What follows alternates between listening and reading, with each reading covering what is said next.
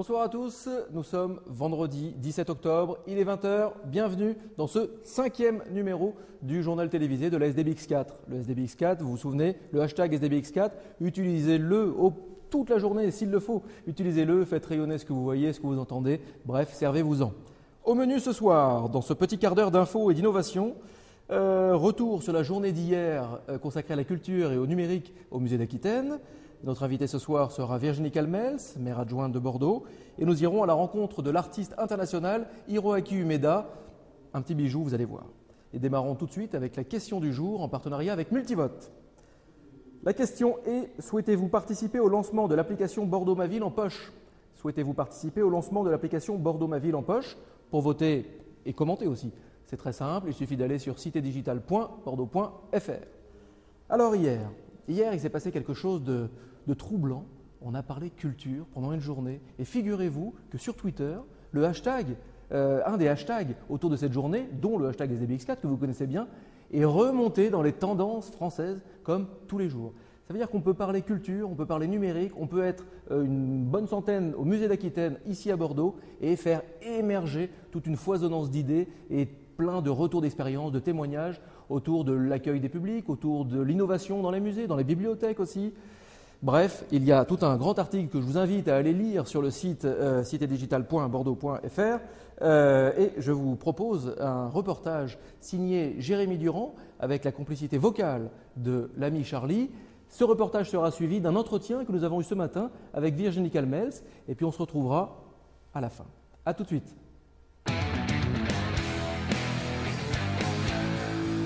Ce jeudi, Bordeaux était la capitale de la culture et du numérique. Toute la journée au musée d'Aquitaine, experts, praticiens, observateurs ont pu échanger sur les liens étroits qu'entretiennent le numérique et la culture.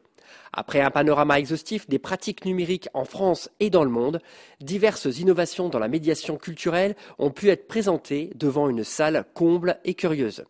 Serious Games, support de visite, dialogue avec les communautés, utilisation de médias comme Vine ou Pinterest, innovation comme la boîte à sons de l'Opéra national de Bordeaux, Muséumix. Muséumix? Mais qu'est-ce que c'est? Alors Muséumix, c'est une expérience qui dit, bon, on ouvre la porte du musée en grand, on fait rentrer des gens de profils très divers qui vont ensemble, pendant une session, un marathon créatif très intense, imaginer de nouvelles façons de vivre le musée, de nouvelles expériences de musée. Donc ce sont des codeurs, des designers, des graphistes, des gens qui apportent du contenu, une couturière, un menuisier, et qui constituent des équipes et qui travaillent autour des projets qu'ils définissent eux-mêmes pour inventer quelque chose de nouveau que le musée n'aurait peut-être pas imaginé tout seul.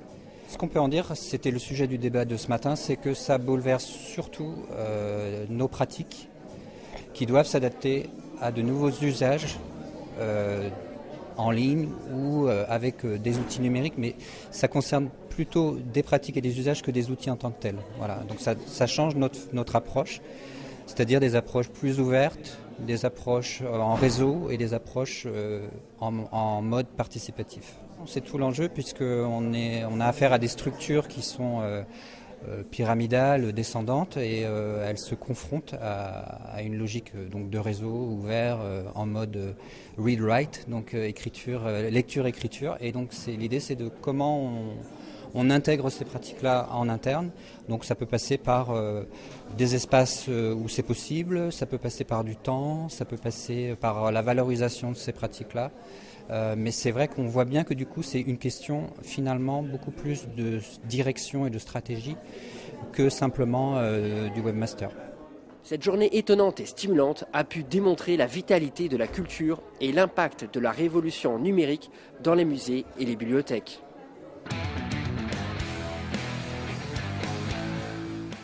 Et donc nous sommes ici à l'Hôtel de Ville, dans le bureau de Madame Virginie Calmels, avec qui je suis ce soir, pour ce journal télévisé.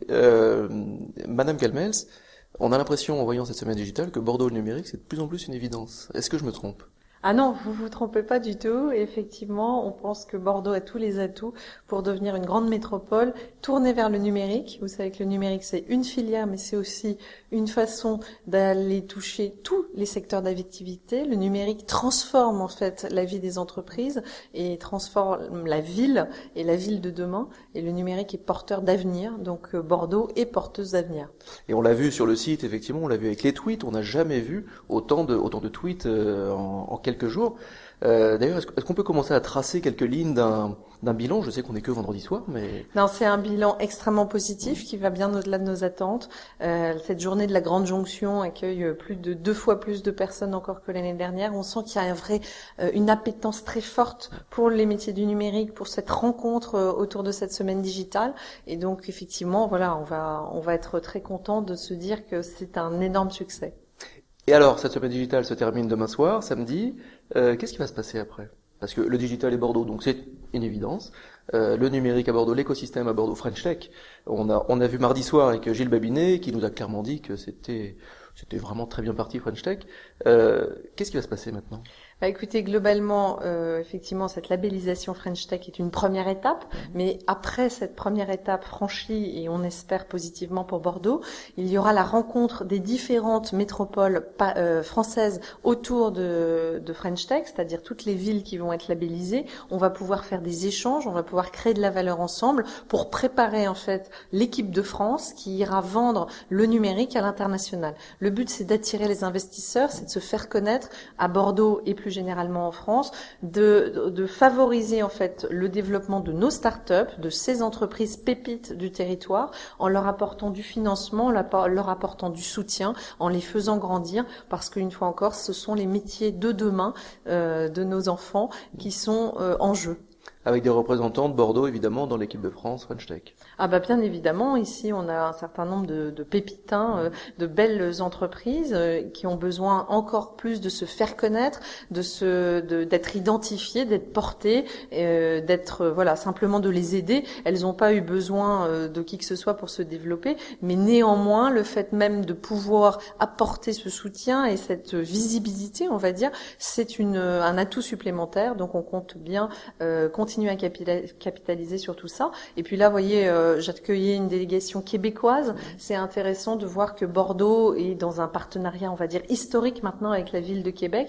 Et toute cette délégation québécoise autour du numérique est très preneuse aussi de notre dynamique d'échange, de concrétisation, d'échange entre les différents acteurs.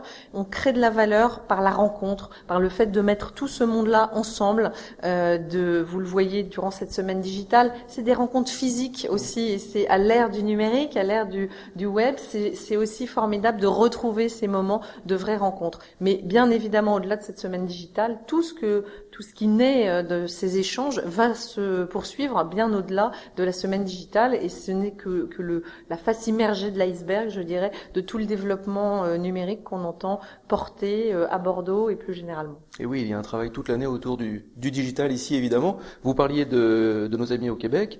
Nos amis au Québec nous suivent puisque nous avons eu quelques retours sur Twitter également. Donc ils suivent ce JT et donc on les salue bien sûr. Merci beaucoup Jasmine Calmems.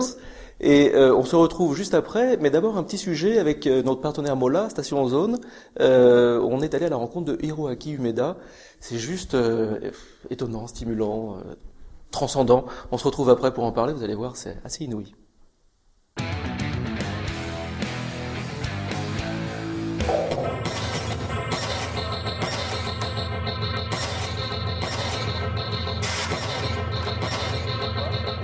I focus on lighting and also video with some technology stuff. Especially for the video, I had some special software inside that I worked with. My program had made that. I have two artistic approach in my dance. So the first piece, haptic, this is more dance approach. So, and the second one, holistic strata, is more technology and visual approach. Audience can see my two artistic approach in this evening, I think. Et c'était donc un sujet de Barbara Fecchio pour Station Ozone, notre partenaire, notre précieux partenaire pour tout le festival digital pendant cette semaine digitale. Demain, quel est le programme? Alors, nous avons coché pour vous 3 moments à ne pas manquer. À 14 h, vous avez le départ de l'expérience géocaching à l'Hôtel de Ville. Vous avez également le Wikiday. Wikiday, on va y revenir, vous allez voir. Et vous avez la grande soirée de clôture au CAPC, bien sûr, dès 19 h 30 avec Galago Orchestra. Et puis après, une grande soirée qui démarre à 21 h 30 et qui finit beaucoup plus tard. Alors, j'ai oublié évidemment demain 20 h, c'est votre rendez-vous comme depuis le début de la semaine, c'est votre rendez-vous en direct ici de la boîte au village de l'innovation à l'Hôtel de Ville. Ce sera le dernier JT. On vous réserve quelques petites surprises. Le Wikiday. Alors le Wikiday, j'ai le plaisir, Laura, est-ce que vous pouvez nous rejoindre? Le plaisir d'accueillir Laura Antonini du Musée d'Aquitaine. Tout à fait. Et Laura, vous avez travaillé d'arrache-pied depuis quelques temps sur cette journée qui va se passer demain, le Wikiday. Le Wikiday, qu'est-ce que c'est?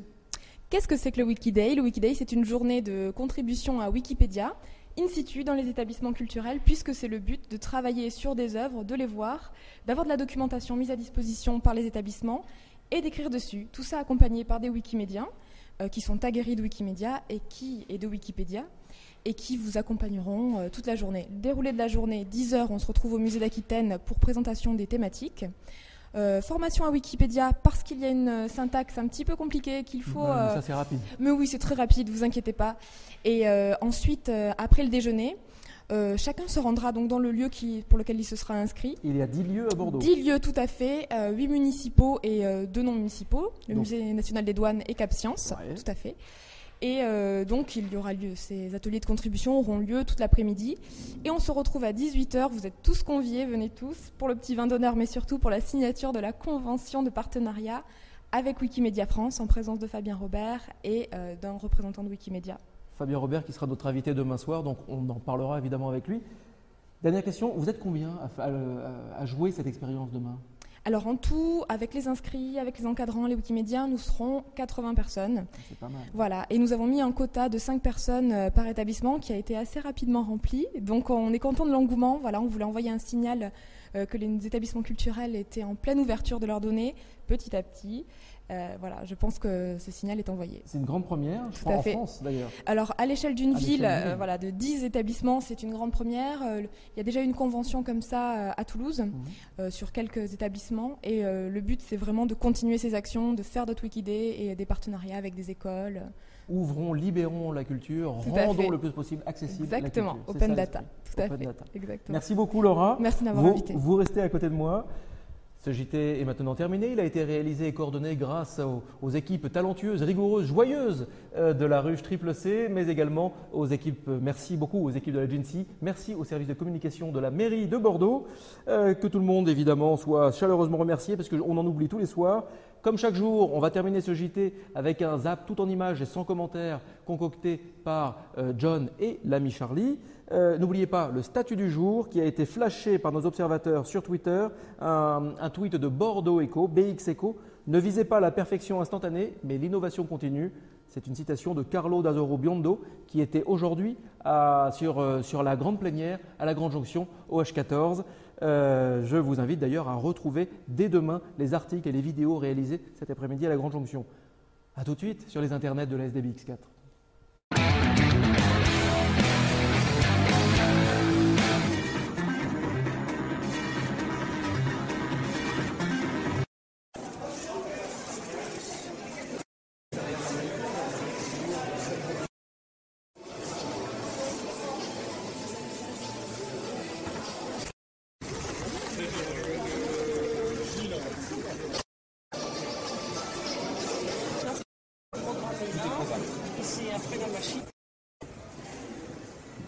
Donc on peut faire des dossiers des dossiers.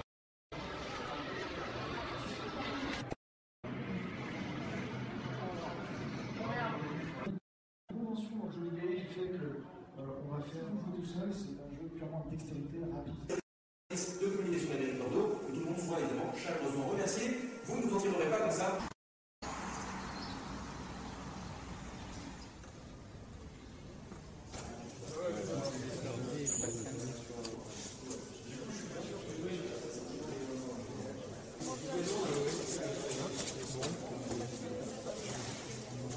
sûr.